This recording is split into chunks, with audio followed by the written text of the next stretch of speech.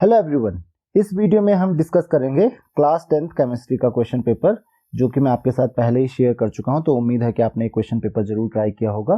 तो चलिए डिस्कस करते हैं कि कैसे इस क्वेश्चन पेपर को सॉल्व किया जाएगा। तो बाकी चीज़ें आप ऑलरेडी जानते हो क्योंकि सेकंड क्वेश्चन पेपर है। तो पहले क्वेश्चन पेपर में भी मैंने आपको बताया था कि फर्स्ट सेक्शन जो आपके पास होता है 40 मार्क्स का, वो कंपलसरी होता है, और सेकंड सेक्शन वो भी 40 मार्क्स का होता है। उसमें आपको कोई 4 क्वेश्चन सॉल्व करने होते हैं। तो चलिए स्टार्ट करते हैं सेक्शन 1 से। तो सेक्शन 1 का क्वेश्चन नंबर 1 जो है आपके पास, choose the most appropriate answer.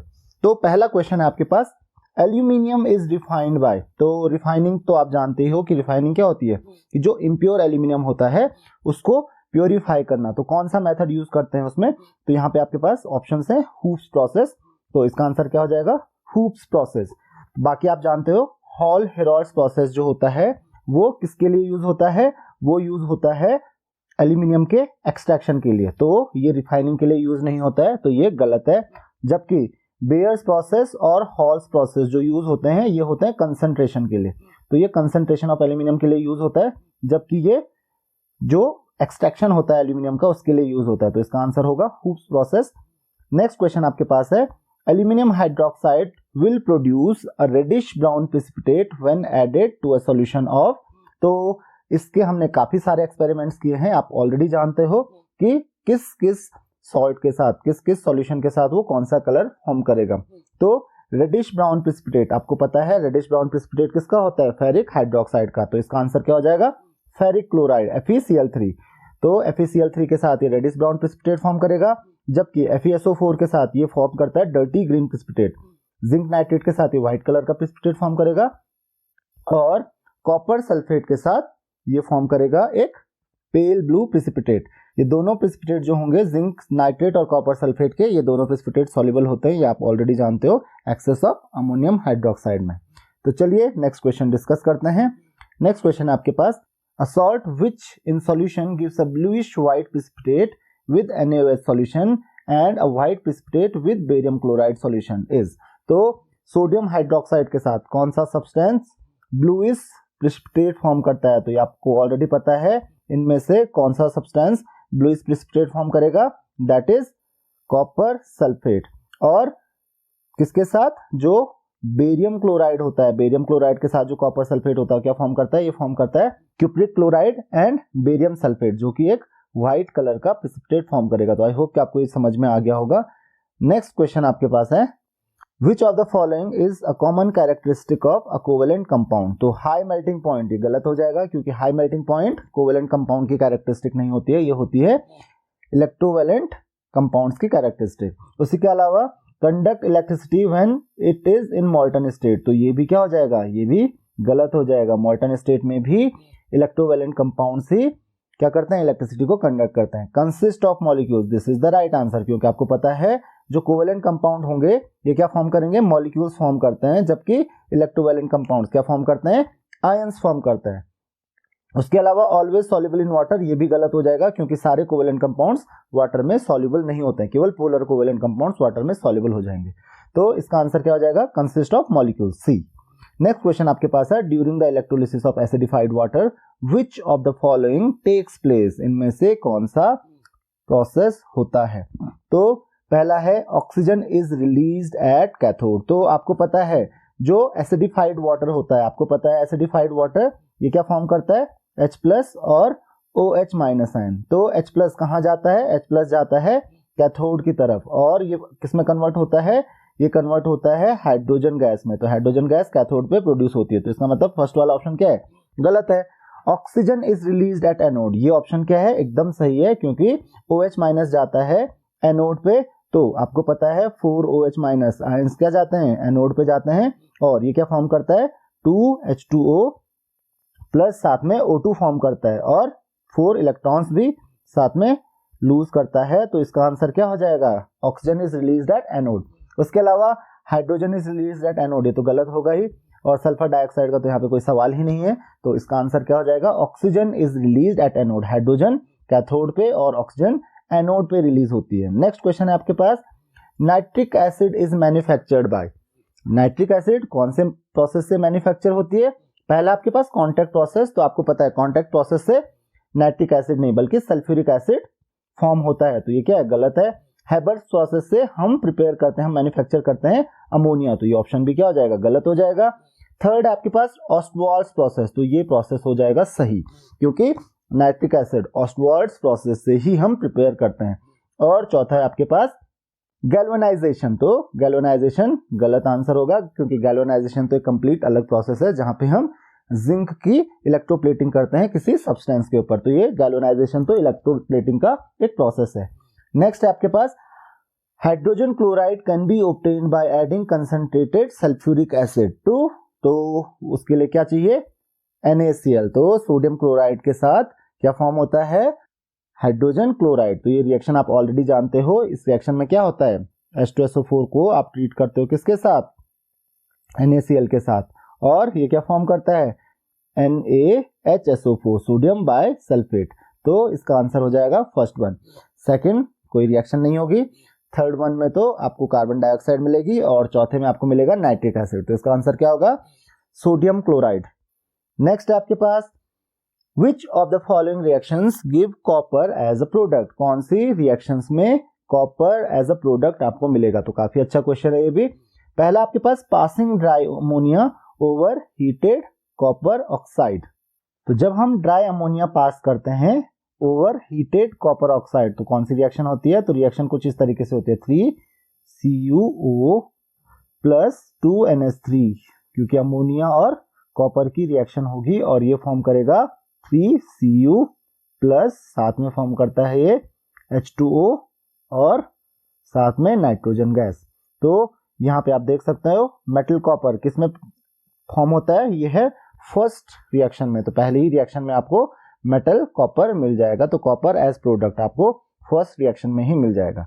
Next question है आपके पास formation of chloroform from methane and chlorine is an example of, तो फॉर्मेशन ऑफ क्लोरोफॉर्म, तो आपको पता है मीथेन और क्लोरीन से किस तरीके से क्लोरोफॉर्म फॉर्म होता है, तो मीथेन का फॉर्मूला होता है CH4 प्लस Cl2, तो ये क्या फॉर्म करता है, ये फॉर्म करता है chloroform, that is CHCl3, this is the formula of chloroform, साथ में फॉर्म होता है HCl, तो आप इस रिएक्शन को चाहे तो बैलेंस कर सकते हो, तो ये किस तरीके से होगी, 3 यहाँ पे आ जाएगा 3HCl, तो इस तरीके से ये रिएक्शन होती है।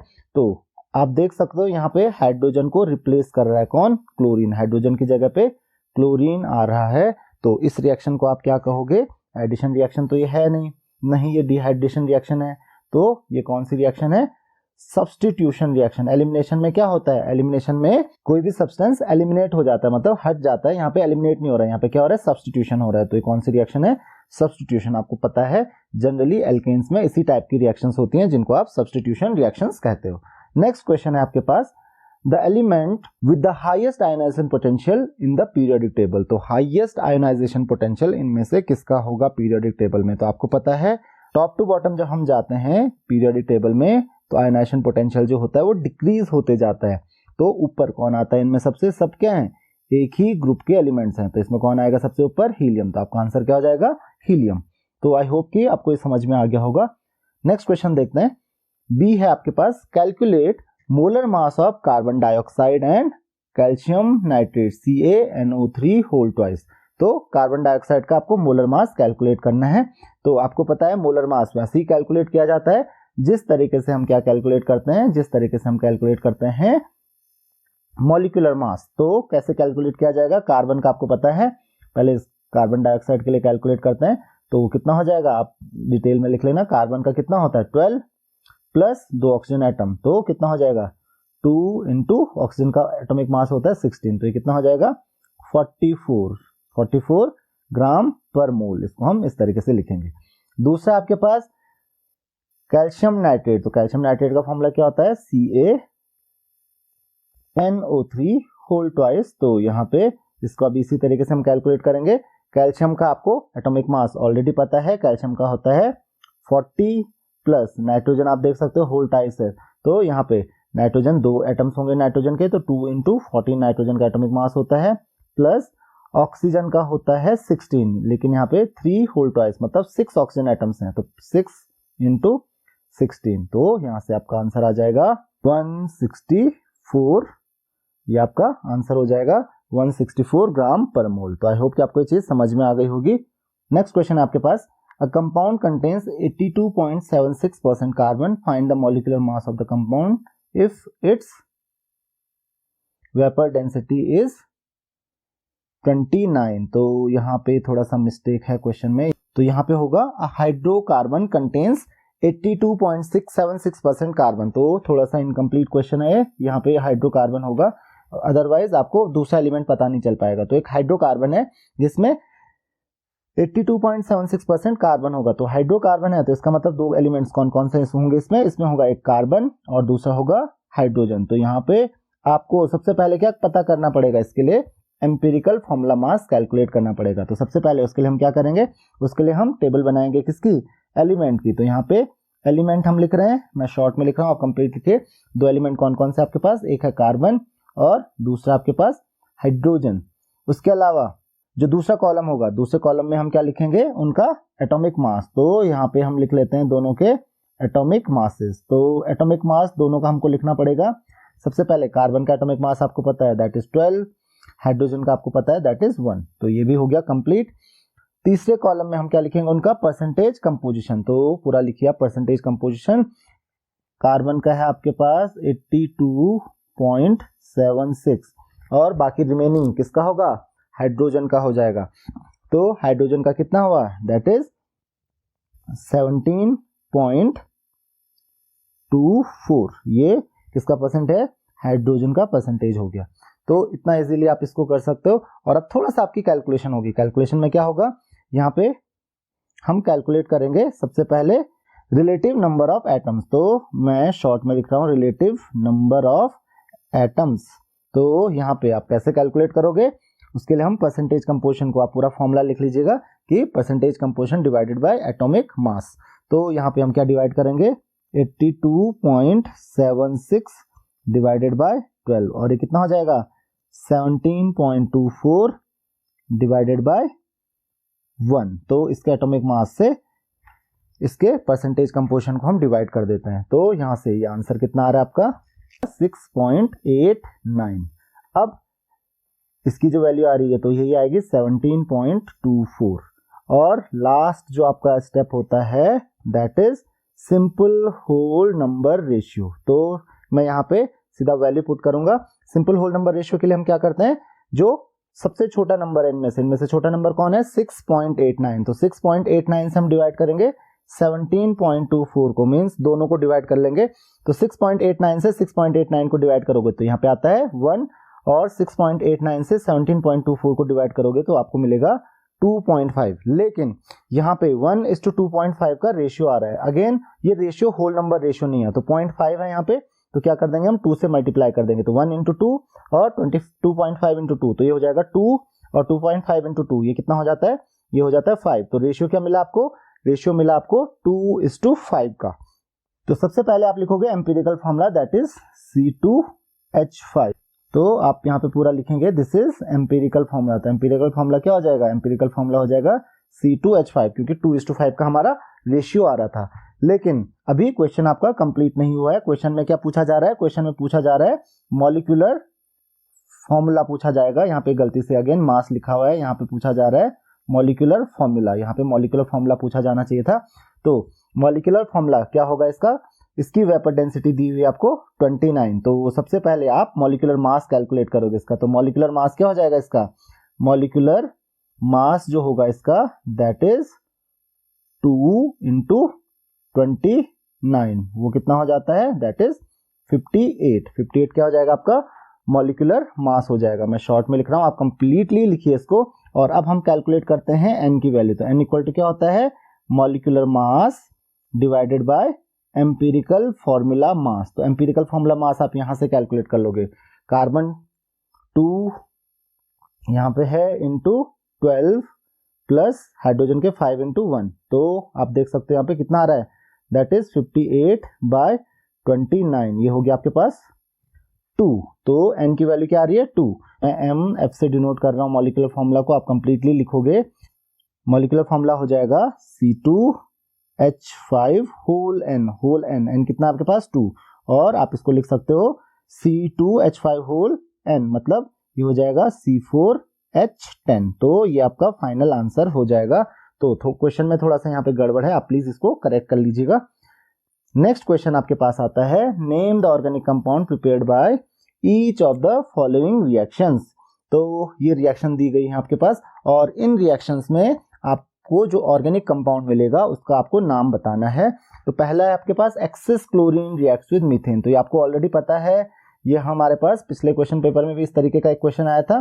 तो excess chlorine reacts with methane, methane का फॉर्मूला होता है CH4 plus access chlorine Cl2। तो आपको पता है हाइड्रोजन जो होती है उसको क्लोरीन कंप्लीटली रिप्लेस कर देगा। तो ये यहाँ पे क्या फॉर्म करेगा, ये फॉर्म करेगा CCl4 प्लस HCl। आप इसको बैलेंस कर लीजिएगा, मैंने बैलेंस नहीं किया, तो कंप्लीटली रिप्लेस हो जाएगा। ये क्या फॉर्म हुआ, CCl4। इसको हम क्या कहते हैं, इसको हम कहते हैं कार्बन टेट्राक्लोराइड, या आप इसको कह सकते हो टेट्राक्लोरोमीथेन। तो आपका आंसर क्या हो जाएगा, कार्बन टेट्राक्लोराइड, और यू कैन से टेट्राक्लोरोमीथेन, दोनों एक ही हैं। तो ये आपका आंसर हो जाएगा। नेक्स्ट है आपके पास ethene reacts with hydrogen in the presence of nickel. तो आपको पता ही है ये एडिशन रिएक्शन होती है। इथीन का फॉर्मूला क्या होता है, C2H4, और ये अगर हाइड्रोजन के साथ रिएक्ट करता है इन द प्रेजेंस ऑफ निकेल या फिर इन द प्रेजेंस ऑफ प्लेटिनम, तो ये क्या फॉर्म करता है, ये फॉर्म करता है एल्केन C2H6, यानी कि आपका आंसर क्या हो जाएगा, इथेन। तो सेकंड वाले का आंसर हो जाएगा इथेन।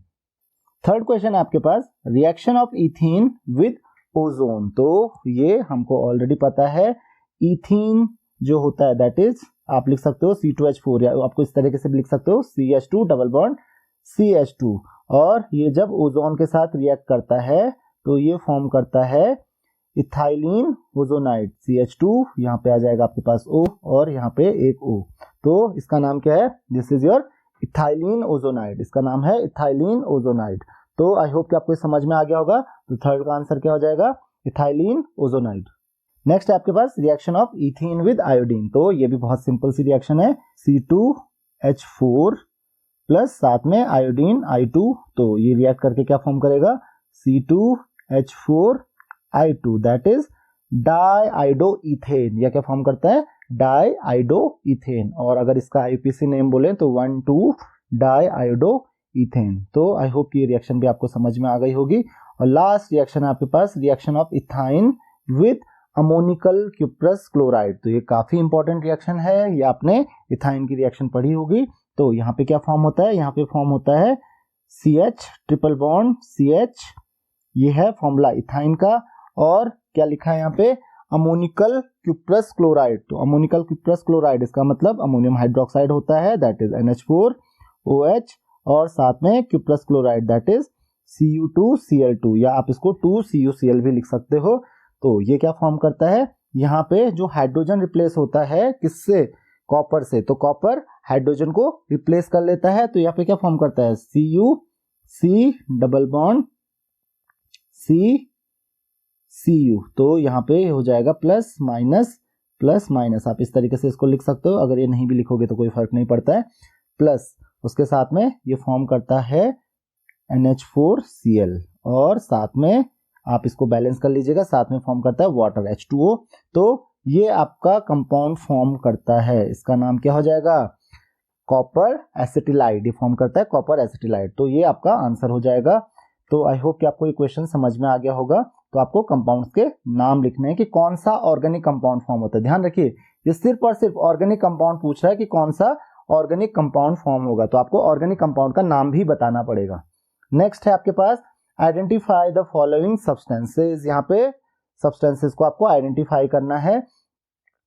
सबसे पहले आपके पास an acidic gas which gives dense white fumes with NH3। तो सबसे कॉमन क्वेश्चन है, अगर इस तरीके का क्वेश्चन आता है, बहुत बार आता है, तो इजीली आप सॉल्व कर सकते हो। यहाँ पे कौन सी गैस होगी, ऑब्वियसली ये होगी हाइड्रोजन क्लोराइड, क्योंकि हाइड्रोजन क्लोराइड जब अमोनिया के साथ रिएक्ट करती है तो ये फॉर्म करती है डेंस व्हाइट फ्यूम, किसके, अमोनियम क्लोराइड के डेंस व्हाइट फ्यूम्स फॉर्म करती है। तो इसका आंसर क्या हो जाएगा, कौन सी एसिडिक गैस है ये, हाइड्रोजन क्लोराइड। नेक्स्ट क्वेश्चन है आपके पास an alkane which can also be called green house gas. कौन से एल्केन को हम ग्रीन हाउस गैस भी कह सकते हैं, तो इसका आंसर हो जाएगा CH4, यानी मीथेन। मीथेन एक ग्रीन हाउस गैस भी होती है।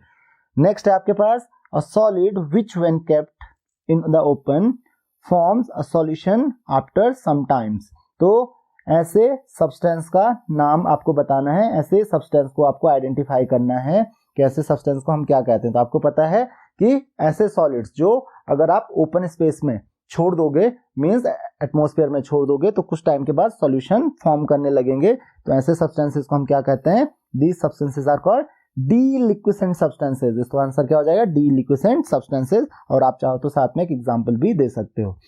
तो एग्जांपल क्या है इसका? जैसे फेरिक क्लोराइड हो गया, अमोनियम हाइड्रोक्साइड हो गया, ये सब क्या है? डीलिक्विसेंट सॉलिड्स हैं। नेक्स्ट आपके पास an alloy used in electric fitting. तो इलेक्ट्रिकल फिटिंग में कौन सा एलॉय यूज होता है?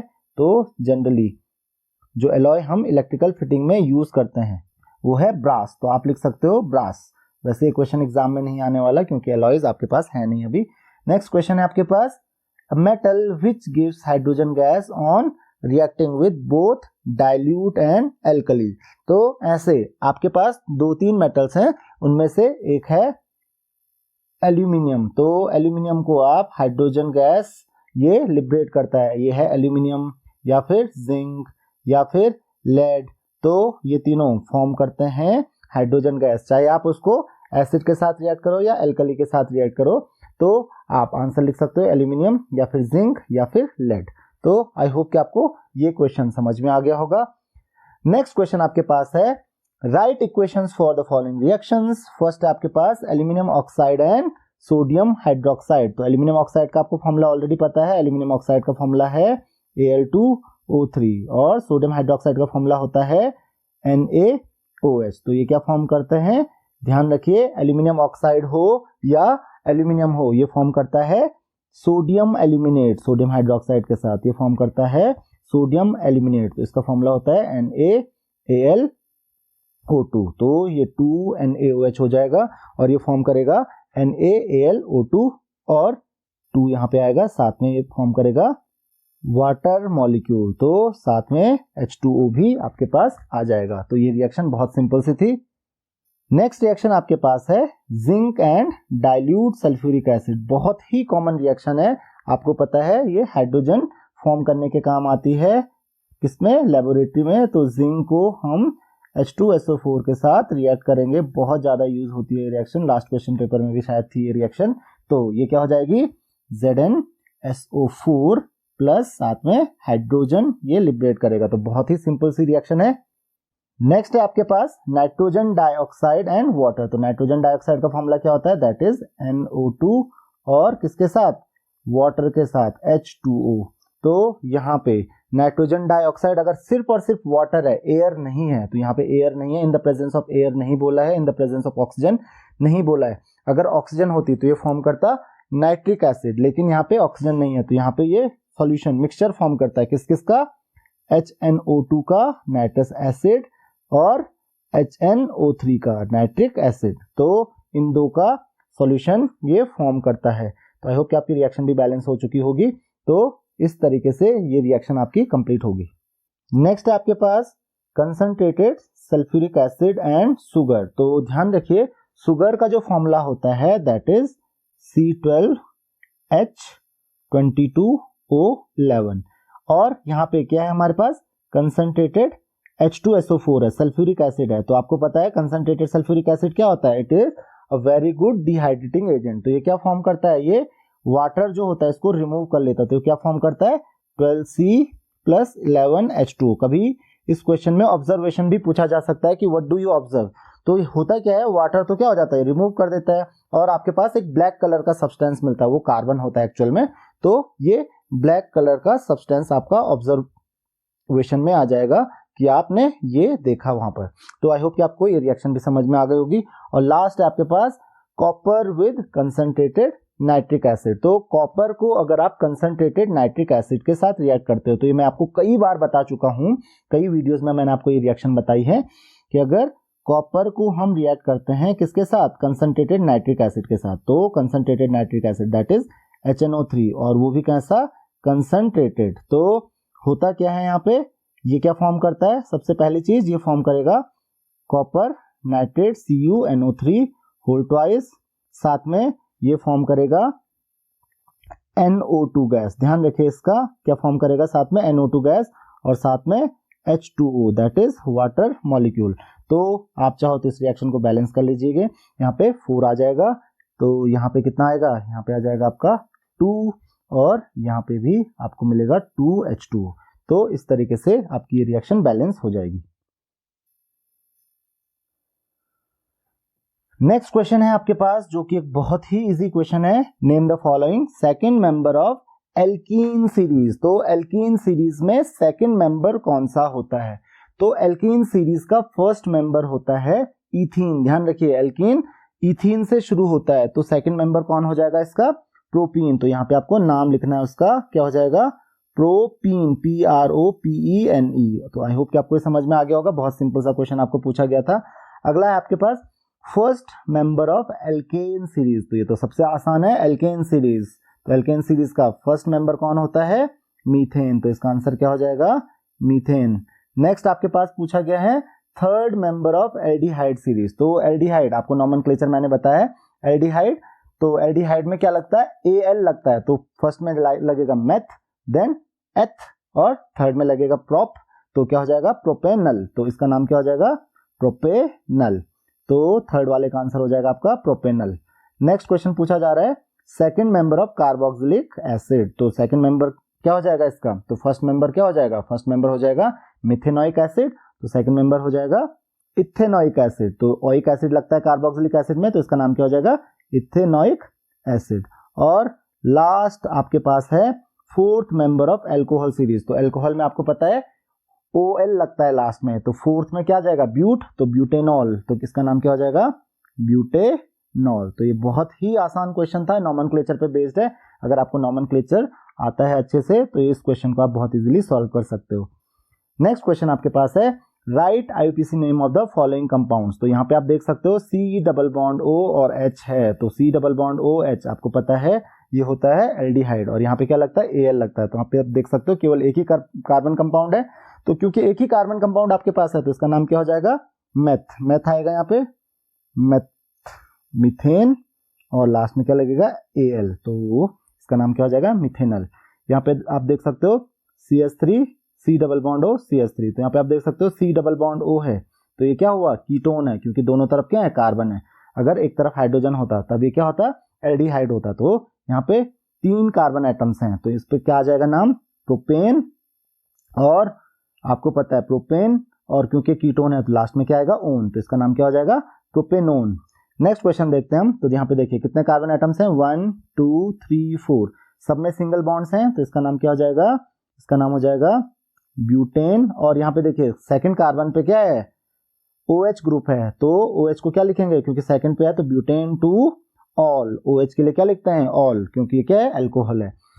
यहाँ पे देखिए C2H5 है, O आपको पता है सिंगल बॉन्ड, अगर दो एल्काइल ग्रुप्स O के साथ फॉर्म कर रहे हैं तो ये क्या होता है? ईथर होता है। तो इसका नाम क्या हो जाएगा? Diethyl ether. ये पिछले क्वेश्चन पेपर में भी मैंने आपको पूछा था, तो ये क्या है? Diethyl ether. लेकिन इसका IUPAC नेम डाइथाइल ईथर नहीं होगा, तो हम क्या करेंगे? एक तरफ इथाइल ग्रुप ले लेंगे और एक तरफ इसको हम बोलेंगे इथॉक्सी। तो इसका नाम हो जाएगा इथॉक्सी ईथेन। IUPAC नेम इसका हो जाएगा इथॉक्सी ईथेन, और कॉमन नेम होगा इसका डाई इथाइल ईथर। तो इसका नाम है इथॉक्सी ईथेन। और लास्ट में आप देख सकते हो तो यहाँ पे आपको पेरेंट चेन माननी पड़ेगी। तो एक चेन में 3 से ज्यादा कार्बन एटम नहीं आ सकते हैं। और सेकंड कार्बन एटम पे आप देखिए यहाँ पे CH3 ग्रुप और यहाँ पे भी CH3 ग्रुप। तो सेकंड कार्बन एटम पे 2 मिथाइल ग्रुप हो गए, तो इसका नाम क्या हो जाएगा? कौन से कार्बन एटम पे? सेकंड कार्बन एटम पे। तो 2 मिथाइल ग्रुप है तो इसका नाम हो जाएगा 2 2 मिथाइल ग्रुप है तो डाई मिथाइल। और पेरेंट चेन में कितने कार्बन एटम्स हैं? 3 कार्बन एटम्स हैं, तो क्या नाम हो जाएगा इसका? प्रोपेन। तो आई होप कि आपको ये चीज समझ में आ गई होगी। मैंने IUPAC नॉमेनक्लेचर में आपको ये चीज बहुत अच्छे से बताई है, तो अगर आपको ये चीज समझ में नहीं आती है तो आप एक बार नॉमेनक्लेचर का वीडियो जरूर देख लीजिए। तो इसका नाम हो जाएगा 2 डाइमिथाइल प्रोपेन। तो आई होप कि ये क्वेश्चन आपको समझ में आ गया होगा, बहुत सिंपल सा क्वेश्चन था। नेक्स्ट क्वेश्चन आपके पास है क्वेश्चन नंबर 2। तो अब हम सेक्शन 2 में आ गए हैं और यहाँ पे आपको कोई 4 क्वेश्चंस अटेम्प्ट करने हैं, हालांकि मैं आपको सारे क्वेश्चंस बताऊंगा। तो यहाँ पे जो फर्स्ट क्वेश्चन आपके पास है, the following questions refer to the periodic table. Periodic table से रिलेटेड ये क्वेश्चन है। तो क्वेश्चन क्या पूछा जा रहा है, name the second last element of third period. Third period में सेकंड लास्ट एलिमेंट कौन सा होगा, तो उसके लिए आपको पीरियडिक टेबल का पता होना चाहिए, वो होता है आपके पास क्लोरीन।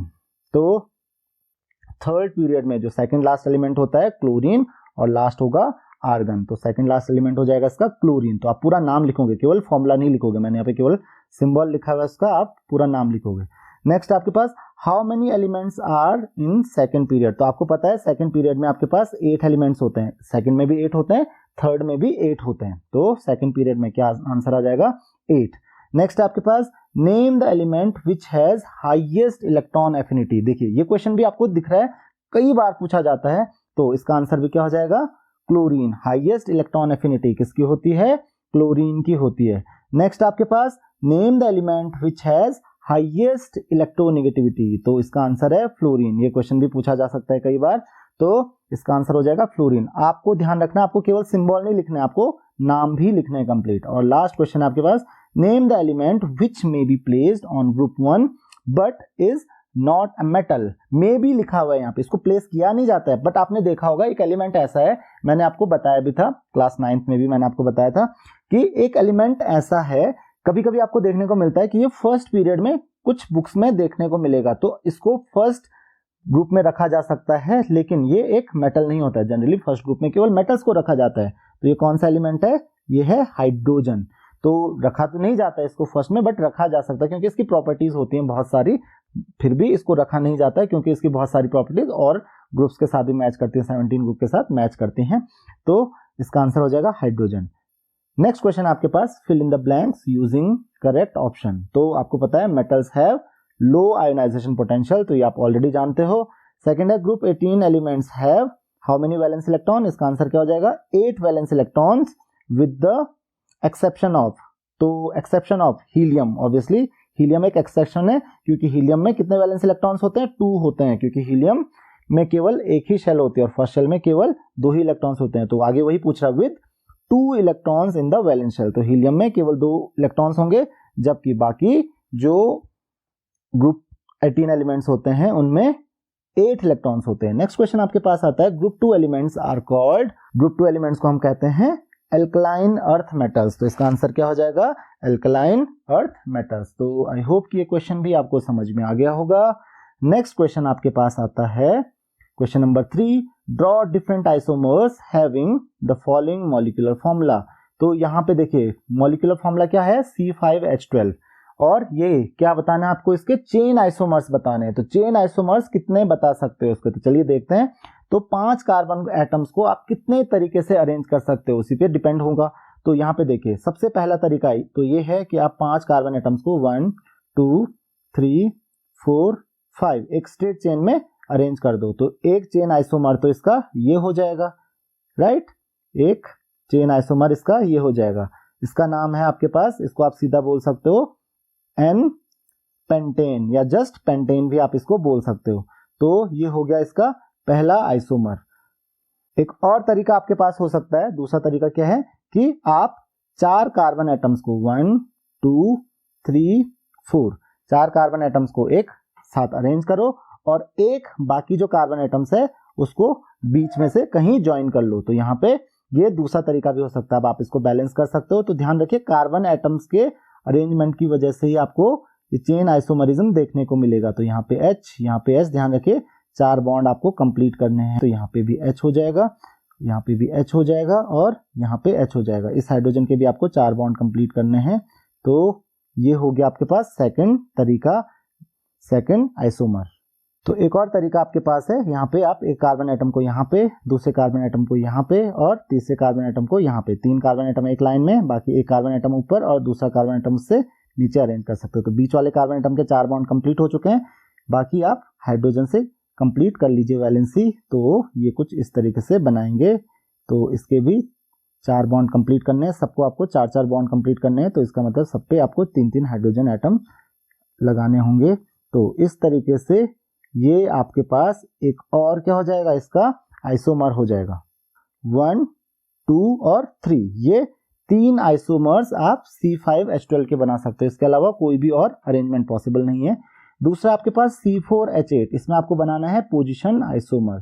तो पोजीशन आइसोमर में क्या हो जाएगा, यहाँ पे आप देख सकते हो ये पोजीशन बनाना है, तो यहाँ पे क्या होगा, ये एक एल्कीन है डबल बॉन्ड, तो इसका मतलब डबल बॉन्ड की अलग अलग पोजीशंस होंगी। तो क्या क्या पोजीशंस हो सकती हैं, देखिए या तो क्या हो सकता है, पहले और दूसरे के बीच में डबल बॉन्ड हो सकता है, C C C, 4 एटम्स इस तरीके से। बाकी आप चाहो तो हाइड्रोजन को बैलेंस कर लीजिए, इसके हाइड्रोजन इस तरीके से आप बैलेंस कर सकते हो, इसके हाइड्रोजन को एक ही हाइड्रोजन इस पे लगेगा, इस पे 1 और 2 हाइड्रोजन इस पे लगेंगे, और बाकी लास्ट वाले कार्बन एटम पे 3 हाइड्रोजन एटम्स लग जाएंगे। तो एक तरीका तो ये हो जाएगा इसका। तो पहला आपके पास ये हो गया जिससे आप फर्स्ट और सेकंड कार्बन एटम के बीच में डबल बॉन्ड लगा सकते हो। एक और तरीका आपके पास है, यहाँ पे आप क्या करोगे, इस बार आप फर्स्ट और सेकंड की बजाय सेकंड और थर्ड के बीच में डबल बॉन्ड लगाओगे। तो यहाँ पे डबल बॉन्ड आएगा C, यहाँ पे बाकी सब एज इट इज। तो यहाँ पे सेकंड कार्बन एटम पे एक हाइड्रोजन आएगा, थर्ड कार्बन एटम पे भी एक ही हाइड्रोजन एटम आएगा, और फोर्थ कार्बन एटम पे तो 3 हाइड्रोजन एटम्स आ जाएंगे।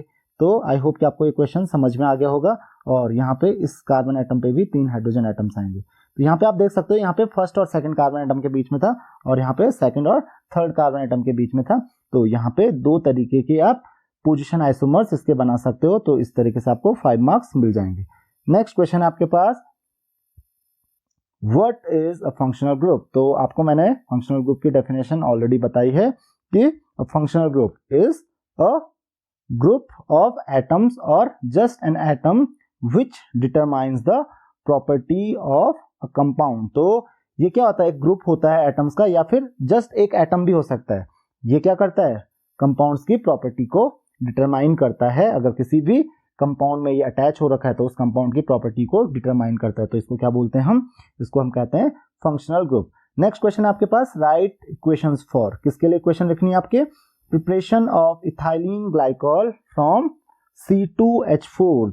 इथीन से आपको इथाइलिन ग्लाइकॉल प्रिपेयर करना है, तो उसके लिए आपको रिएक्शन लिखनी है।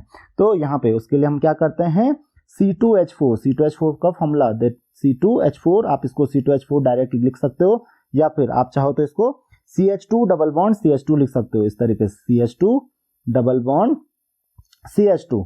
तो ये है आपके पास इथीन, और इसको हम जब रिएक्ट करते हैं किसके साथ, वाटर के साथ, जनरली हम KMnO4 एक ऑक्सीडाइजिंग एजेंट यूज करते हैं, KMnO4। तो ये क्या करता है, इसको ऑक्सीडाइज करता है, और एक ऑक्सीजन और आ जाएगा इसके साथ। तो ये क्या फॉर्म करेगा, CH2, यहाँ पे सिंगल बॉन्ड आ जाएगा, CH2, यहाँ पे भी OH, और यहाँ पर भी OH। तो ये आपका फॉर्म हो जाएगा इथाइलिन ग्लाइकोल। तो आपको समझ में आ गया होगा कि किस तरीके से इथाइलिन ग्लाइकोल फॉर्म होता है। नेक्स्ट आपके पास preparation of ethane from ethane. तो ये मैं आपको अभी पहले भी बता चुका हूँ। इथेन की प्रिपरेशन इथीन से कैसे होती है, वो होती है C2H4। ये इथीन का फॉर्मूला हो गया, और इसको हम किसके साथ ट्रीट करेंगे, हाइड्रोजन के साथ। कैटलिस्ट कौन सा होगा आपके पास, प्लेटिनम या फिर निकेल। तो इसको हम हीट करेंगे तो क्या फॉर्म कर लेगा, C2H6। तो ये रिएक्शन इसकी हो जाएगी। तो आई होप कि आपको ये रिएक्शन समझ में आ गई होगी। तो बहुत आसान सी ये रिएक्शंस हैं। नेक्स्ट क्वेश्चन आपके पास आता है, नेक्स्ट क्वेश्चन है आपके पास, name the method by which following compounds can be prepared. तो आपको मेथड्स बताने हैं जिनसे ये कंपाउंड्स आप प्रिपेयर कर सकते हो।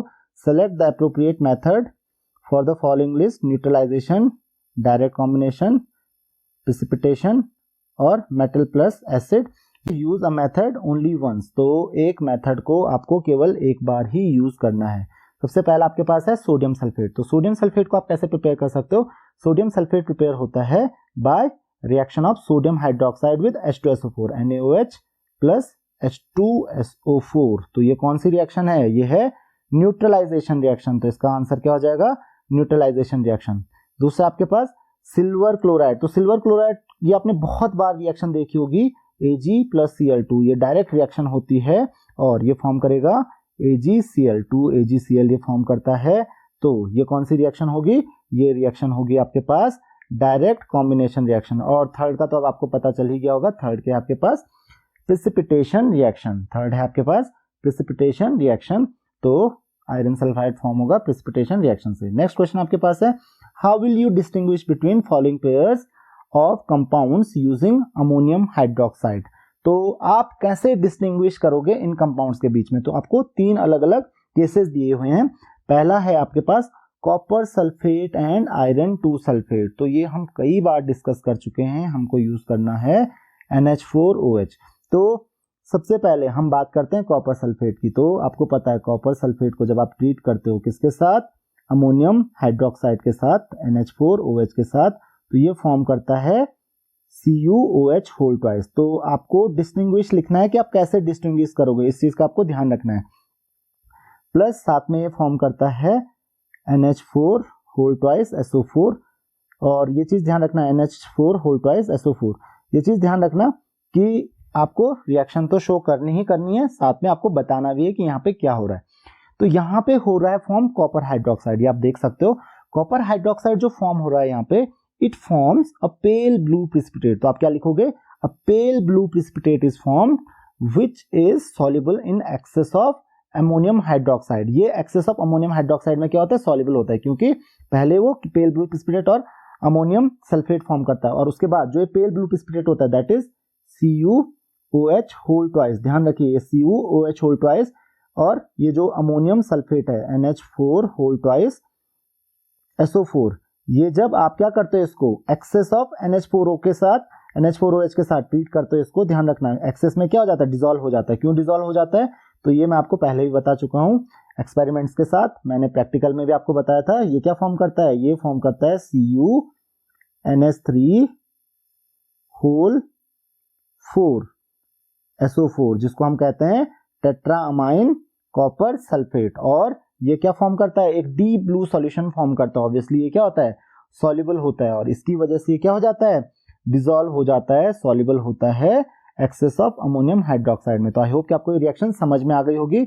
जबकि दूसरा जो आपके पास है आयरन 2 सल्फेट, तो आयरन 2 सल्फेट की अगर हम बात करें उसका फॉर्मूला क्या होता है, FeSO4। इसको अगर आप ट्रीट करोगे NH4OH के साथ, अमोनियम हाइड्रोक्साइड के साथ, तो ध्यान रखिए ये क्या फॉर्म करता है, ये फॉर्म करता है, अगेन यहाँ पे 2 आएगा, ये फॉर्म करेगा FeOH whole twice which forms a dirty green precipitate. तो इसका आंसर क्या हो जाएगा, it forms iron 2 sulphate forms a dirty green precipitate while copper sulfate forms pale blue precipitate which is soluble in excess of ammonium hydroxide। तो I hope कि आपको ये समझ में आ गया होगा। पूरी रिएक्शन के बाद आपको ये भी लिखना पड़ेगा। नेक्स्ट क्वेश्चन आपके पास zinc nitrate and lead nitrate. तो इन दोनों के बीच में हम डिफरेंशिएट कैसे करेंगे, तो ध्यान रखिए जिंक नाइट्रेट जो होता है ZnNO3 होल ट्वाइस को जब आप अमोनियम हाइड्रोक्साइड के साथ ट्रीट करते हो, NH4OH के साथ आप ट्रीट करते हो इसको, तो ये क्या फॉर्म करता है, ये फॉर्म करता है ZnOH whole twice that is zinc hydroxide. ध्यान रखना। और साथ में क्या फॉर्म करेगा, अमोनियम नाइट्रेट NH4NO3।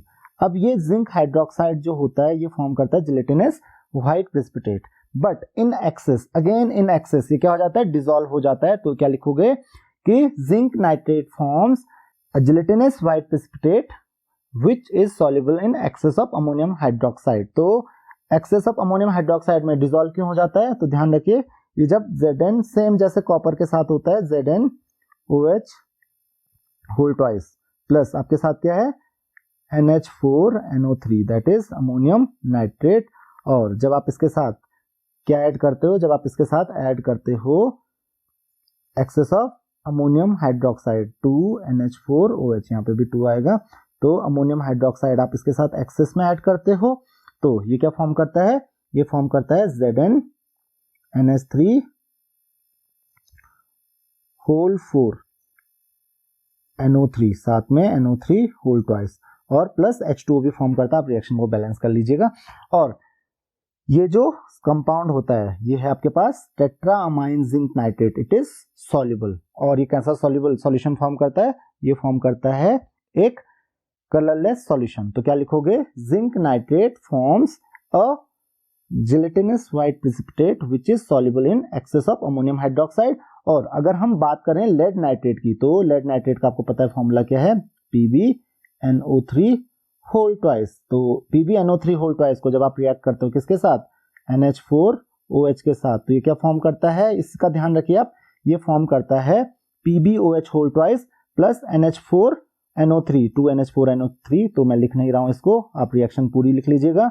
ये एक व्हाइट कलर का प्रेसिपिटेट फॉर्म करता है, चौकी white precipitate, which is insoluble in excess of ammonium hydroxide. तो दोनों व्हाइट कलर के प्रेसिपिटेट फॉर्म करते हैं, लेकिन लेड हाइड्रोक्साइड जो होता है, या आप कह सकते हो लेड नाइट्रेट जो प्रेसिपिटेट फॉर्म करता है वो एक्सेस में इनसॉल्युबल होता है, और जिंक नाइट्रेट जो फॉर्म करता है वो एक्सेस में सॉल्युबल होता है। तो इस तरीके से आप डिस्टिंग्विश कर सकते हो। तो आप ये पूरी चीज लिखोगे, पहले रिएक्शन लिखोगे और साथ में ये भी लिखोगे कि ये एक्सेस में सॉल्युबल होता है, दूसरा इनसॉल्युबल होता है। इसमें लास्ट आपके पास iron 2 sulphate and iron 3 sulphate. तो आयरन 2 सल्फेट का मैं आपको ऑलरेडी बता चुका हूं, तो दोबारा शायद बताने की जरूरत नहीं है। It forms a dirty green precipitate, और ये एक्सेस में क्या होता है, इनसॉल्युबल होता है, which is insoluble in excess. Reaction भी मैं आपको बता चुका हूं। और सेकंड है इसमें आयरन 3 सल्फेट का। तो आयरन 3 सल्फेट का फॉर्मूला क्या होता है, that is Fe2SO4 whole thrice, और इसको आप ट्रीट करोगे किसके साथ, इसको आप ट्रीट करोगे NH4OH के साथ। तो NH4OH के साथ ये क्या फॉर्म करता है, इसका ध्यान रखिए, ये फॉर्म करेगा ferric hydroxide, FeOH whole thrice. तो ये हो जाएगा आपका फेरिक हाइड्रोक्साइड, प्लस साथ में ये फॉर्म करेगा ammonium sulphate NH4 whole twice SO4। तो ये जो प्रेसिपिटेट होता है ये होता है रेडिश ब्राउन प्रेसिपिटेट। तो iron 2 sulphate forms a dirty green precipitate while iron 3 sulphate forms a reddish brown precipitate. तो इसका ध्यान रखिए आप। नेक्स्ट क्वेश्चन है आपके पास, a greenish yellow gas with pungent smell, name a greenish yellow gas with pungent smell. तो इसका नाम क्या है, क्लोरीन। कौन सी गैस है, क्लोरीन, Cl2। तो आप नाम लिखोगे, आप केवल फॉर्मूला नहीं लिखोगे, कौन सी गैस है, क्लोरीन है। नेक्स्ट है आपके पास an oxide which is yellow when hot and white when cold, this is zinc oxide. ये होता है जिंक ऑक्साइड, मैं इसके बारे में आपको ऑलरेडी बता चुका हूं, प्रैक्टिकल में भी मैंने आपको बताया है। नेक्स्ट क्वेश्चन आपके पास है, a chemical used to deplete ozone layer. तो ओजोन लेयर डिप्लीशन में कौन सा केमिकल यूज होता है, तो उनको हम क्या बोलते हैं, कंबाइंड, उनको हम बोलते हैं क्लोरोफ्लोरोकार्बन, CFCs। तो दीज आर CFCs। तो CFCs तो कॉमन कैटेगरी होगी, और अगर आप नाम लिखना चाहते हो तो नाम आप लिख सकते हो, जैसे डाइक्लोरो डाइफ्लोरोमीथेन CF2Cl2, या फिर ट्राइक्लोरो मोनोफ्लोरोमीथेन CFCl3। तो ये क्या है, कुछ एग्जांपल्स हैं CFCs के। तो ये किसके लिए यूज होते हैं, ओजोन लेयर डिप्लीशन के लिए रिस्पॉन्सिबल हैं। नेक्स्ट आपके पास crystalline salt without water of crystallization. एक क्रिस्टलाइन सॉल्ट है जो बिना वाटर ऑफ क्रिस्टलाइजेशन के होता है। तो वैसे तो आपके पास ऐसे बहुत सारे क्रिस्टलाइन सॉल्ट्स होते हैं, मोस्ट कॉमन सॉल्ट आपको पता है NaCl, sodium chloride, potassium chloride, ये क्या है, ऐसे क्रिस्टलाइन सॉल्ट्स हैं जिनमें कोई भी वाटर ऑफ क्रिस्टलाइजेशन नहीं होता है। क्वेश्चन नंबर 5 आपके पास आता है, name one metal liquid at room temperature. तो एक मेटल लिक्विड रूम टेम्परेचर पे जो लिक्विड मेटल होता है, तो ये भी आपके पास कई बार आया है, ये है आपके पास मर्क्यूरी। इसका आंसर क्या हो जाएगा, मर्क्यूरी। नेक्स्ट है आपके पास non metal which is a conductor of electricity. एक ऐसा नॉन मेटल जो इलेक्ट्रिसिटी का कंडक्टर है। तो इसका एक बहुत अच्छा एग्जांपल है ग्रेफाइट। ग्रेफाइट क्या, कार्बन ही है बेसिकली, कार्बन का क्या एक एलोट्रॉप है, तो ग्रेफाइट बेस्ट एग्जांपल है इसका। उसके अलावा न्यूट्रल ऑक्साइड, तो पिछले क्वेश्चन में भी पूछा गया था, पिछले क्वेश्चन पेपर में। तो न्यूट्रल ऑक्साइड आपको मैंने बताया था, न्यूट्रल ऑक्साइड जो है जैसे कार्बन मोनोऑक्साइड हो गया, या जो NO आपके पास हो गया नाइट्रिक ऑक्साइड, तो ये एग्जांपल है न्यूट्रल ऑक्साइड्स के। Then metal oxide which can not be reduced by hydrogen. एक ऐसा मेटल ऑक्साइड जिसको हाइड्रोजन रिड्यूस नहीं कर सकता है। तो जितने भी ऑक्साइड्स हाइड्रोजन से ऊपर आएंगे, क्योंकि अपने बाद वालों को तो हाइड्रोजन इजीली रिड्यूस कर लेगा, तो हाइड्रोजन से ऊपर जितने भी मेटल्स के ऑक्साइड होंगे उनको ये रिड्यूस नहीं कर पाएगा। तो जैसे आपके पास बहुत सारे एग्जांपल हैं, जिंक ऑक्साइड हो गया, या फिर आपके पास एल्यूमिनियम ऑक्साइड हो गया, इनको हाइड्रोजन रिड्यूस नहीं कर सकता है। और लास्ट है आपके पास non metal which has lustre. Again इसका भी एक एग्जांपल है कार्बन, जो डायमंड होता है, ये क्या है, एक नॉन मेटल है, डायमंड क्या है, कार्बन ही है, तो इसमें क्या होता है, लस्टर होता है। तो आई होप कि आपको ये चीज समझ में आ गई होगी, बहुत इजी क्वेश्चन आपके पास थे।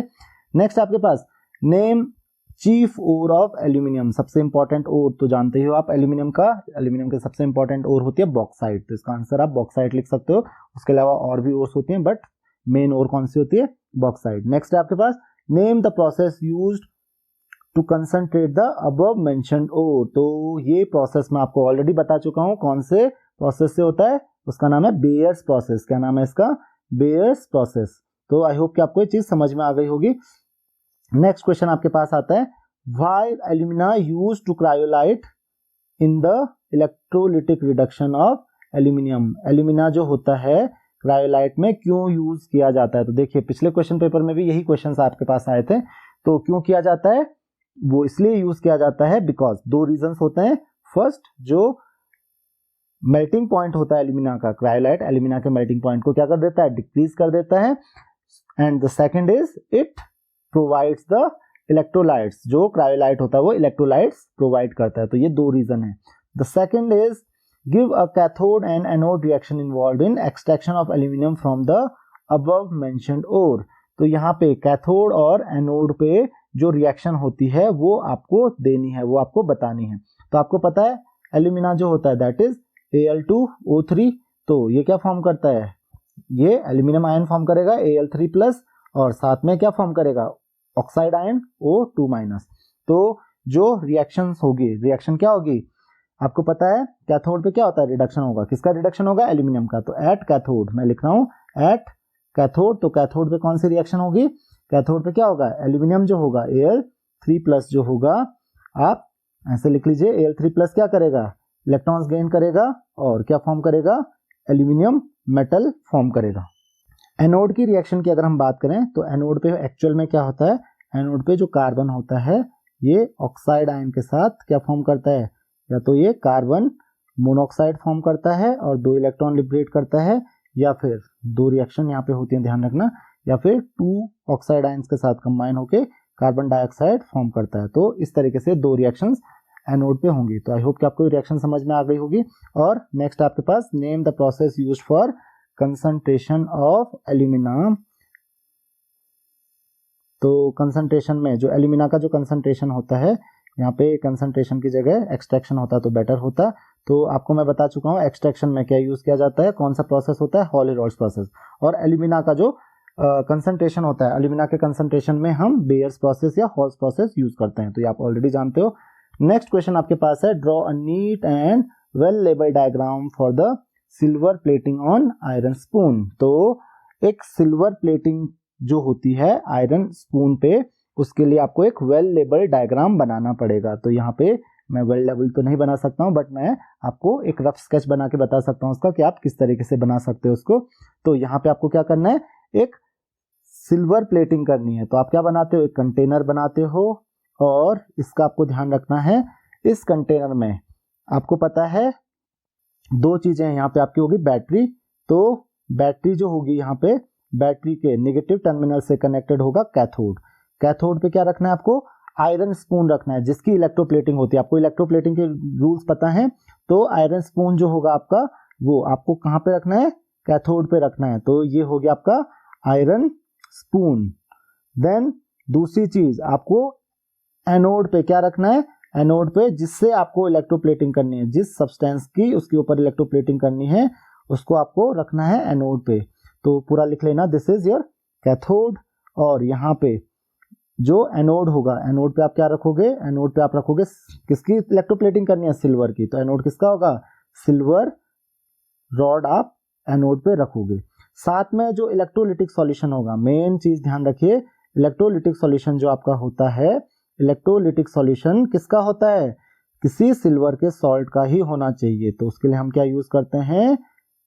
दैट इज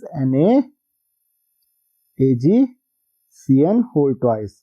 तो ये चीज आप ध्यान रखिए। तो NaAgCN होल ट्वाइस ये आप यूज करते हो किसके लिए?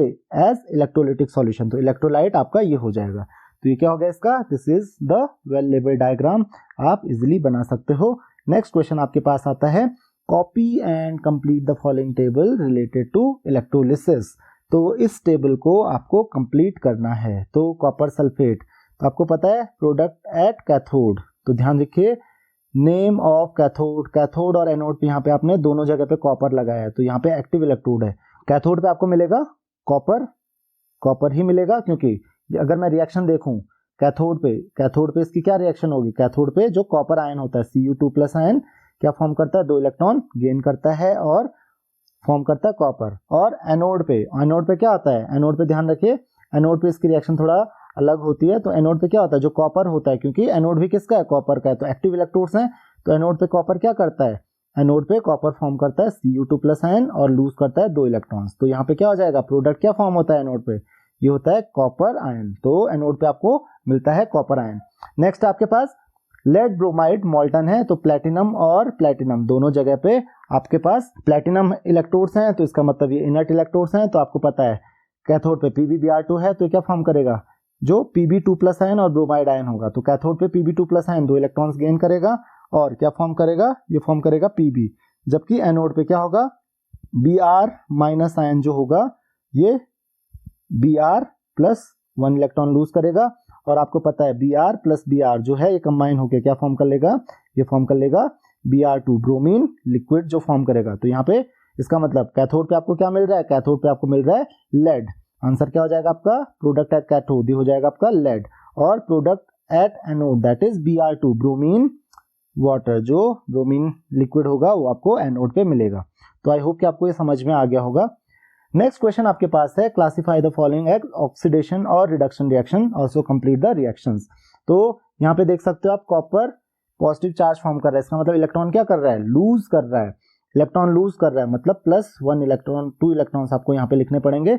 तो लॉस ऑफ इलेक्ट्रॉन ये क्या हो जाएगा, ये हो जाएगा आपका ऑक्सीडेशन। तो ये रिएक्शन भी कंप्लीट हो गई, और ये कैसी है, ये ऑक्सीडेशन हो रहा है इसका। यहाँ पे देखिए इसका चार्ज 3 है और अब +2 हो गया, इसका मतलब क्या किया होगा इसने, यहाँ पे +1 इलेक्ट्रॉन गेन किया होगा, तो Fe3+ +1 इलेक्ट्रॉन फॉर्म करेगा Fe2+, और क्योंकि 1 इलेक्ट्रॉन गेन कर रहा है तो ये क्या है, रिडक्शन है। ध्यान रखिए +2 से +3 से +2 हुआ है, तो यहाँ पे इसने इलेक्ट्रॉन गेन किया होगा, तभी तो इसका पॉजिटिव चार्ज कम हुआ। और थर्ड आपके पास जो Cl- आयन है, Cl- क्या फॉर्म कर रहा है, Cl फॉर्म कर रहा है, तो +1 इलेक्ट्रॉन क्या करेगा, लूज करेगा, तो यहाँ पे इलेक्ट्रॉन लूज कर रहा है, तो ये भी क्या है, ऑक्सीडेशन है। तो ये बहुत इजी सा क्वेश्चन आपके पास था, सिंपल सा क्वेश्चन, इजीली सॉल्व हो चुका है। नेक्स्ट क्वेश्चन आपके पास है, a compound has following percentage composition by mass. Carbon है आपके पास 54.55%, हाइड्रोजन है आपके पास 9.09% और ऑक्सीजन आपके पास 36.26%। वेपर डेंसिटी आपको दी गई है दैट इज 44। तो आपको क्या पता करना है, एम्पिरिकल फॉर्मूला और molecular formula of the compound, दोनों चीजें आपको पता करनी है। तो उसके लिए हम वही सेम काम करेंगे, एलिमेंट की जो लिस्ट है वो बनाएंगे। यहाँ पे एलिमेंट आप पूरा लिखिए, एलिमेंट कौन कौन से हैं, यहाँ पे है 3, कार्बन, देन आपके पास हाइड्रोजन, और लास्ट में आपके पास ऑक्सीजन। तो ये 3 आपके पास क्या हो गए, एलिमेंट हो गए। उसके बाद हम लिखेंगे इनके एटॉमिक मासेस, तो ये हो गए इनके एटॉमिक मासेस। तो ये क्वेश्चन में दिए भी हैं, नहीं भी दिए होते तो आपको ऑलरेडी पता है। कार्बन के आपके पास 12, हाइड्रोजन के आपके पास 1 और ऑक्सीजन का दिया हुआ आपको 16। थर्ड चीज जो आपको लिखनी है दैट इज परसेंटेज कंपोजिशन। तो परसेंटेज कंपोजिशन तीनों का लिखना है। कार्बन का आपके पास दिया हुआ है 54.55, देन हाइड्रोजन का आपको दिया हुआ है 9.09, और थर्ड आपके पास ऑक्सीजन, ऑक्सीजन का भी आपको परसेंटेज दिया हुआ है दैट इज 36.26%। नेक्स्ट आपके पास रिलेटिव नंबर ऑफ एटम्स, तो मैं लिखता हूं शॉर्ट में R relative number of atoms. आप एग्जाम में ऐसे मत लिखिए, आप कंप्लीट लिखिए। तो हम इसके लिए क्या करते हैं 54.55, क्योंकि आपको पता है अभी मैंने बताया था percentage divided by atomic mass, 54.55 divided by 12।